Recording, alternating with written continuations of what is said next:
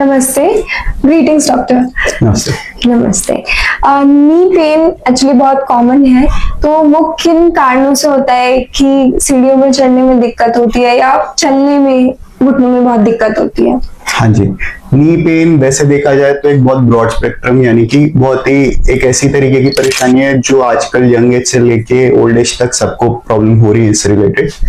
इसके majority reason generally old age में osteoarthritis यानी कि अगर आम भाषा में बोला जाए तो गठिया होता है।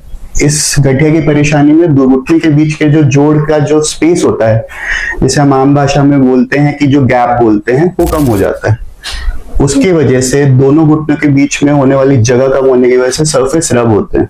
तो अगर उसको मैं समझाना चाहूँ तो अगर हम एक नी जॉइंट को इमेजिन करते हैं तो अगर ये दो बोन के सरफेस हैं तो जनरली हमारा जो जॉइंट होता है जब वो नॉर्मल होता है तो जब हम उसे मोड़ते हैं या सीधा करते हैं तो वो आपस में कोई भी सरफेस टच नहीं होता। लेकिन जब ओल्ड एज होने की वजह से, हड्डी कमजोर होने की वजह से या किसी ट्रॉमा की वजह से हमारे जॉइंट के बीच का स्पेस कम हो जाता है तो दोनों हड्डी का सरफेस आपस में रब करने लगता है।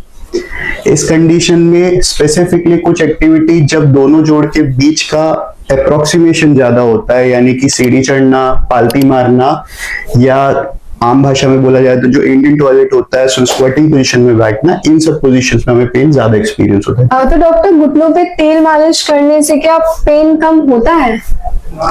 देखिए, घुटनों पे तेल मालिश करने से पेन कम होता है, लेकिन उसका सिर्फ और सिर्फ इम्प्लीकेशन तब तक है जबकि पेन सुपरफिशियल हो। अगर अंदर का हड्डी का सरफेस रब हो रहा है या आर्थराइटिस एडवांस स्टेज में है तो वो यूजफुल नहीं है। ओके, तो ये घुटनों का दर्द रात को इतना बढ़ क्यों जाता है? रात को हमारे जो जोड़ होते हैं, जो एक्सट्रीमिटीज बोलते हैं हम जिन्हें मेडिकल भाषा में, वहां पर जो ब्लड सप्लाई होती है वो कट शॉर्ट होती है और एक कॉर्टिसोल हार्मोन प्रोडक्शन जो हमारी बॉडी में होता है वो भी कम रहता है, जिसके चलते जो दर्द है हमें रात में ज्यादा महसूस होता है। ज्यादा देर बैठे रहने से ये घुटनों का दर्द बढ़ता क्यों है? ज्यादा देर बैठने की वजह से, सेम पोस्चर में बैठने की वजह से मसल स्टिफनेस, या अगर कोई बंदा जिसको ऑलरेडी आर्थराइटिस की परेशानी है उस केस में जॉइंट अप्रोक्सीमेशन की वजह से पेन बढ़ सकता है। ओके। डॉक्टर, बैक पेन और नी पेन बहुत कॉमन होता है, तो इसके कारण क्या होते हैं कि ये क्यों होता है? बैक पेन और नी पेन एक बहुत ब्रॉड स्पेक्ट्रम अगेन प्रॉब्लम है। बैक पेन के बहुत सारे रीजन हो सकते हैं। एक रीजन होता है जिसमें हम स्लिप डिस्क कहते हैं जिसे आम भाषा में, जिसके चलते हमें कमर से पांव तक दर्द जाता है। शियाटिका की जो प्रॉब्लम हम जनरली बोलते हैं, एड्रेस करते हैं। एक मैकेनिकल बैक एक होता है जो कि पोस्चर रिलेटेड होता है, जिसमें इनकरेक्ट पोस्चर सिटिंग और लंबे समय से लॉन्ग आवर सिटिंग की पोजीशंस होती हैं, उसकी वजह से हमें बैक पेन होता है। और नी पेन का as we discussed. Doctor, hip replacement surgery की आवश्यकता क्यों पड़ती है? हिप रिप्लेसमेंट अगेन हम उन्हीं पेशेंट्स को सजेस्ट करते हैं जिनका प्राकृतिक हेड यानी कि जो हिंदी भाषा में कहा जाए गोला, जो जोड़ का होता है वो खराब हो जाता है और उसके चलते उनको चलने में पेन, डिस्कम्फर्ट होता है।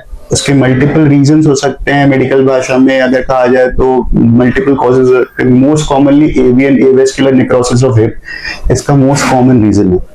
ओके। क्या दूध पीने से स्ट्रॉन्ग बोन्स होती हैं एक्चुअल में, या फिर ये एक मिथ है बस? देखा जाए तो ये मिथ भी है और ये करेक्ट भी है।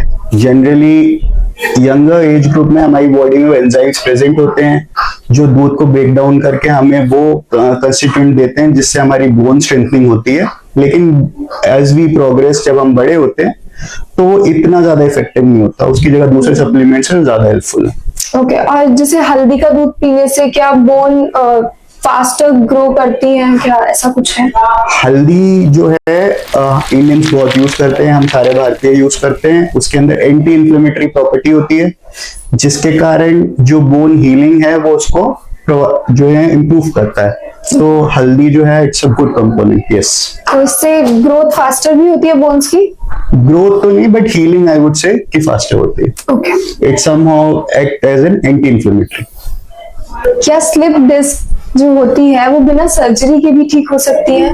स्लिप डिस्क सर्जरी के बिना भी ठीक हो सकती है। इसके मल्टीपल क्राइटेरियाज होते हैं। आप अपने ऑर्थोपेडिशियन को दिखा सकते हैं, वो एमआरआई असेस करके आपको बताएंगे कि आपका जो डिस्क प्रोट्रूजन है यानी कि जो गद्दी खिसकी हुई है उससे नस पे कितना दबाव पड़ रहा है। अकॉर्डिंगली फिर डॉक्टर कॉल लेते हैं कि उसके लिए सर्जरी लगेगी या फिर हम उसे नॉर्मली ट्रीट कर सकते हैं। और भी ऑप्शंस अवेलेबल हैं जिसमें हम इंजेक्शन के प्रोसीजर से भी इसको रेक्टिफाई कर सकते हैं इनिशियल स्टेजेस में।